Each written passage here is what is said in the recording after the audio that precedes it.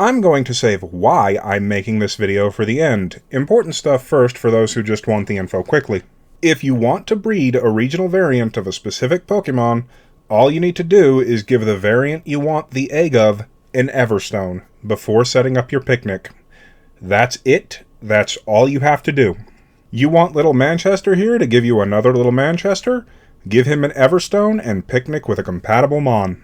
If you want good stats and an assurance that it will be the right parent's, likeness, use a Ditto or a female regional. You could go one step further and use a Ditto with perfect IVs holding a Destiny Knot. This will pass down 5 IV stats from both parents, making it take far less time to eventually breed up a perfect IV Mon. It's still going to take some time because RNG, but it'll be considerably quicker. Now, why did I make a video that is probably maybe a few minutes long? Well, it's those darn quote-unquote game journalists again, if we can even call them that anymore.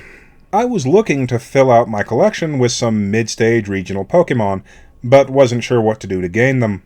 I like to have each stage of a Pokemon's evolution. However, when I looked up a guide to breed said regional forms, I ran across the, publication called GamesJournalist.com. Their guide said to trade for a foreign region Ditto, then give the regional variant you want an Everstone before picnicking, basically using the Masuda method. This is not necessary. You do not need a foreign Ditto to breed a regional variant. It sounded so ridiculous that I have tested it, with both a foreign Ditto and a Ditto native to my own game. The result is the same. I have also tested it by breeding 2 of the same Johto variant Whoopers together. The result is the same. These tests took maybe 10 minutes in all.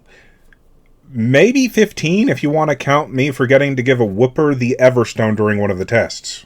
Yeah, this means these so-called journalists couldn't be bothered to do 10 minutes of testing on the game they were reporting on. Oops. The only reason to use the Masuda method is if you're trying to breed a shiny. If you want info on something to do with Pokemon, especially something mildly esoteric, there are plenty of reliable Poketubers out there. Quite a few have likely gone over such things in their videos.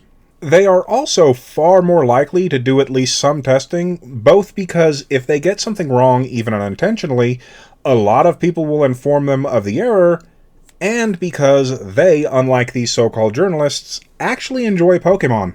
Now, importantly, this article is from January 2023.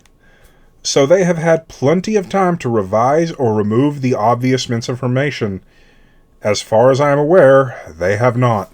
I suppose we're now living in a world where a lot of news outlets in general don't do basic research on their subjects, even if it would only take a few minutes, which is actually kinda terrifying.